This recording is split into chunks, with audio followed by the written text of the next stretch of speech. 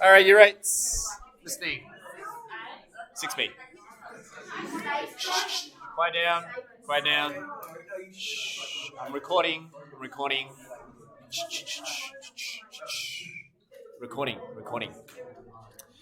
Exercise 6B. You are simplifying ratios today. Now, two skills I want to teach you. You're going to be learning how to simplify ratios, kind of similar to how you simplify fractions. After that, what's key skill is actually 6C. So spending the time to learn 6C is what I want you to focus on. If you're finding that 6B is quite straightforward, if you find, simplifying is relatively okay, you can use your calculator to help you along the way as well to find multiples and factors. If you're finding doing it is straightforward, I want you to move to 6C. Okay, so 6E is the key skill that you should take out of chapter 6. And then 6E is literally introducing it into problem solving. So really, the main skill I want you to take out from this chapter 6, is to be able to do 6E. Okay, so 6E is the type of questions that you often need to think about. How do I apply ratios to solve a problem? Okay, so to do that, you need to first know, well, how do I work with ratios? So let's start off with an idea, a simple idea. Okay, so I'm going to draw over here. I'm going to draw a nice little box. Here we go. If I drew this box here and I split it into 3 equal parts, okay, so you can see I have 3 equal parts there.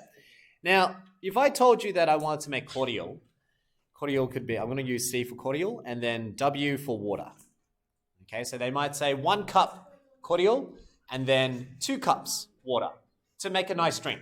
Otherwise, it's too sweet. Okay, what you see here is, when I write it that way, how many total parts can you see? How many total parts? 3. So together you have 1, 2, 3 equal parts. Now that's a key word that I'm saying there. 3 equal parts. So out of 3 equal parts, how many do I have that is cordial? 1. So you say it's 1 out of 3, right? And then how many parts are water? 2 out of 3. So that was pretty straightforward. That was water to cordial. Now, what you see here is I've just written it in fractions. This is a fraction form. But we don't want to be writing it as fraction. When you buy a cordial bottle and you have a look at it, on the back, they don't write 1/3, 2/3. What they write instead is they write 1 part cordial to 2 parts water. What you see here is an example of what we call a ratio. Okay? The meaning behind it is this.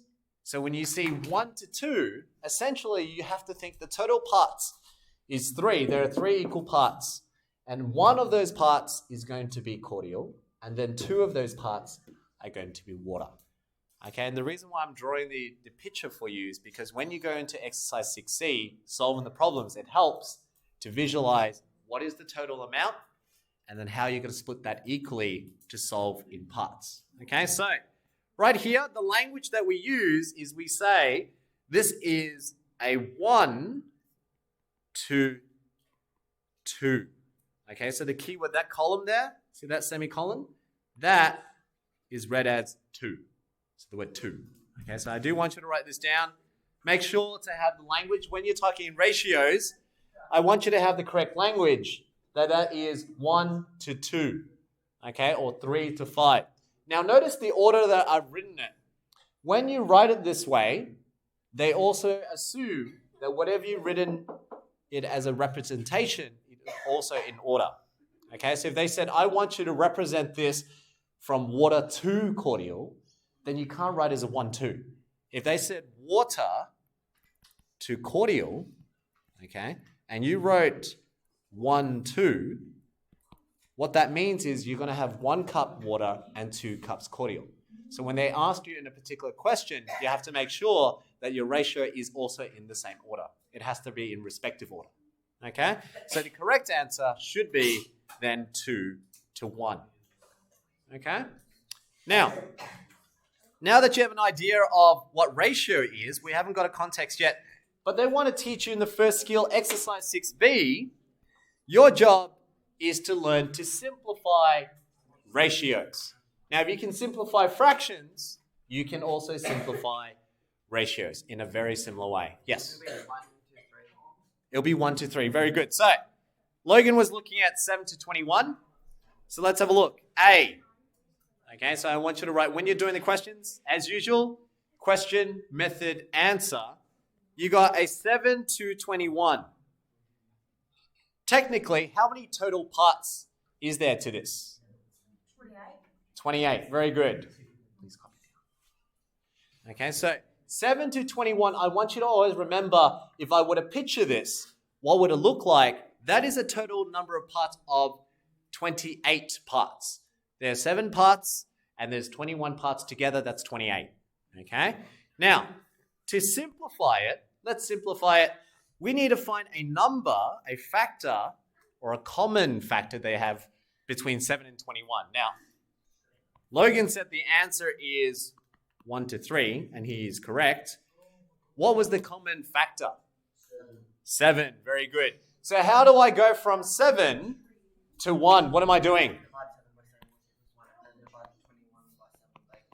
Very good. Okay, so when you know the common factor, we're reducing it by dividing. Dividing makes things smaller. Multiplication makes it larger. We're not trying to make it larger. We're trying to simplify things. So that's why we divide. So you need to find the highest common factor first. Highest common factor was a 7. So I know 7 and 21. I'm going to divide both by 7. And I get 7 divided by 7 gives me 1. And then 21 divided by 7 gives me 3. This is a simplified ratio.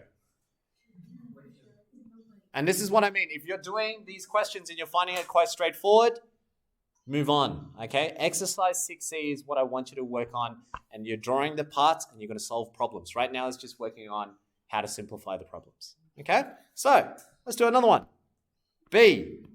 450 to 200. Now, sometimes the number's a bit large and we don't know what the highest common factor is, but there is a common factor. What's the most obvious common factor right now? 50. Okay, some people can say 10.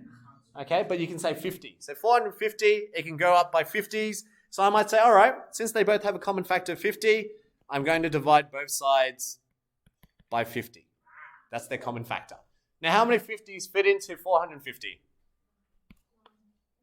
9. Very good. We've got 9 of these 50s. And how many 50s in 200?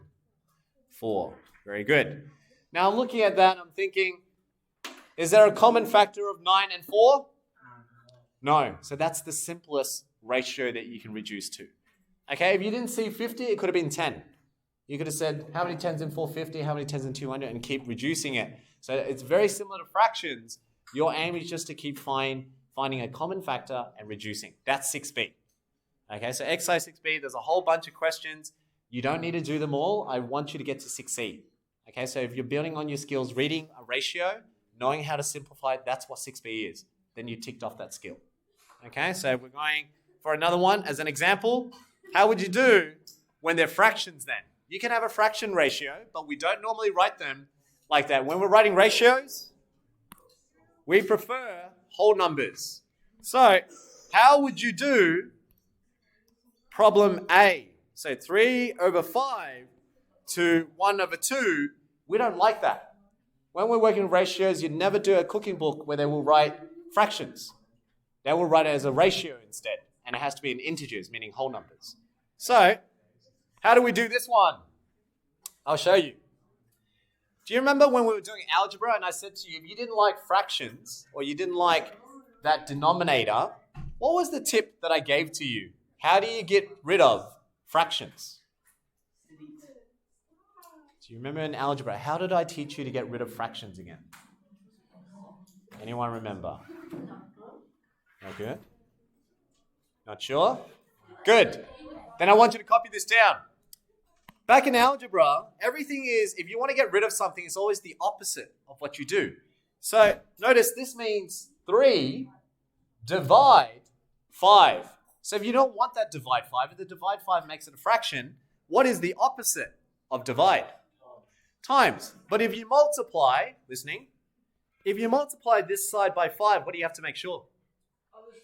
That you also multiply the other side of 5 by 5. Because you're saying, I need 5 of these guys, 3/5. I need 5 of them.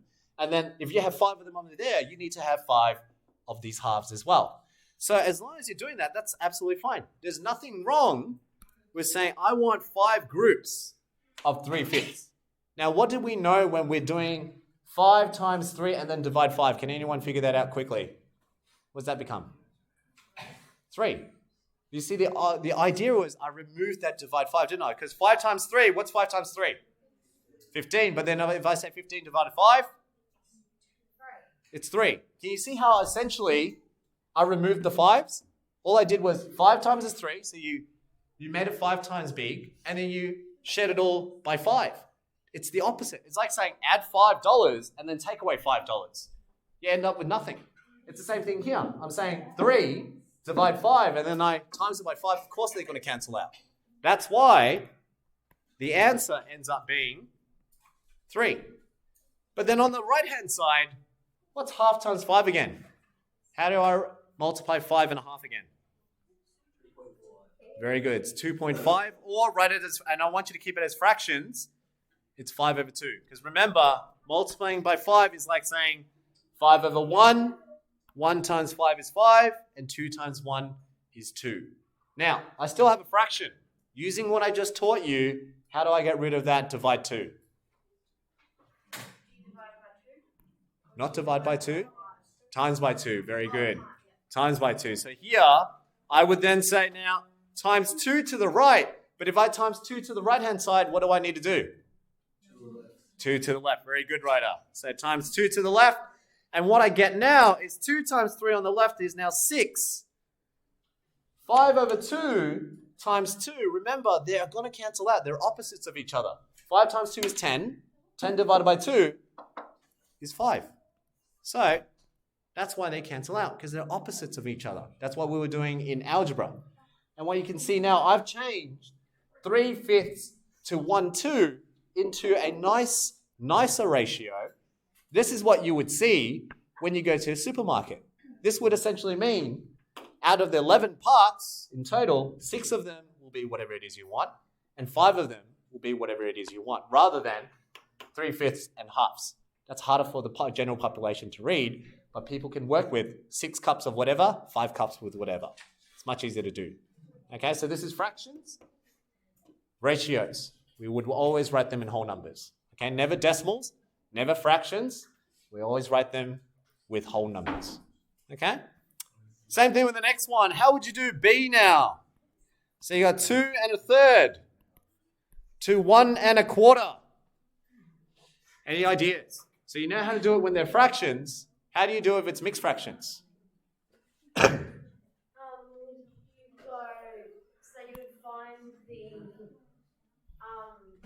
non-equivalent fraction or whatever it's called. Yep. So you would have 7 over 3 to 5 over 4, and then you would do what you previously did.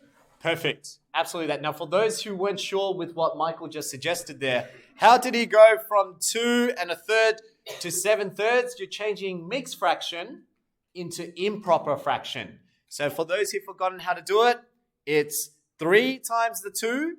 Okay, so the denominator times the 2, and then you add the numerator. So 3 times the 2 is 6. 6 plus the 1, that gives you 7, so it's 7/3. Same thing with the next one. The next one, denominator is 4. So you can do 4 times 1, which is 4. 4 plus 1 gives me 5. That's why I know it's 5/4. So 1 1/4 is the same thing as 5/4. 2 1/3 is the same thing as saying 7/3. Okay? So that's a technique if you've forgotten how to convert mixed fractions to improper. And then from here, you're doing exactly what I just showed you in our previous example. So let's do it again. I don't like this divide 3. What do we do again? Times it by 3. Very good. Since opposite of divide is times. So I'm going to do the opposite of divide 3. I'm going to multiply by 3 on the left. But if I multiply 3 on the left, what do I have to also do? Do it on the right. Very good. So I need to times 3 on the right.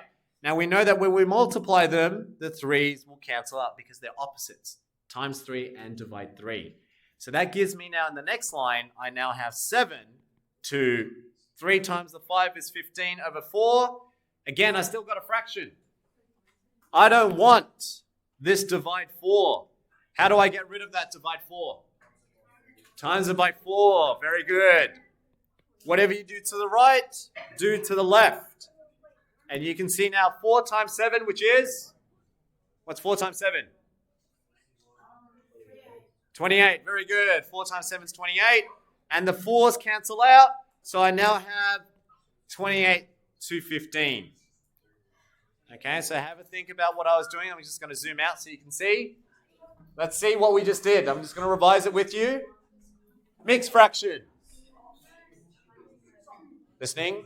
Shh. Thank you, team. Year 8s. Eyes and ears towards me, thank you. Here we go. We got mixed fractions. How do you convert mixed fractions? Multiply denominator, add the numerator. That's what we did. That's how we got 5/4 and 7/3. What do you do afterwards? Well, the fractions, we don't write ratios with fractions. Each one, you don't like the denominator, that's a divide 3, do the opposite. Times 3 on both sides.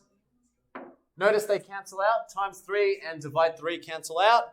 Then over here, I still have 15 over 4, because 5 times 3 is 15. To get rid of divide 4, I do the opposite of divide 4, multiply 4 on both sides. 4's cancel out. I get 15, and 4 times 7 is 28. Okay? From there, if you need to simplify any further, that's when you can. So 28 and 15, are there any common factors? No.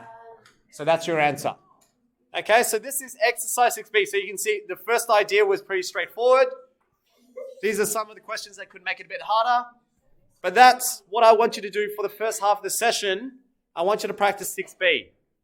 Okay, so I need you to be able to simplify first. Now, most likely, most of the problems aren't this difficult. Most of the skills I want you to be able to do are these ones. Okay, so knowing your factors, knowing your times tables to reduce the problem, because when we go to 6C, splitting money, say if you won the latest $53 million Tats Lotto, there was a 160 million Tats Lotto and it was split between 3 people.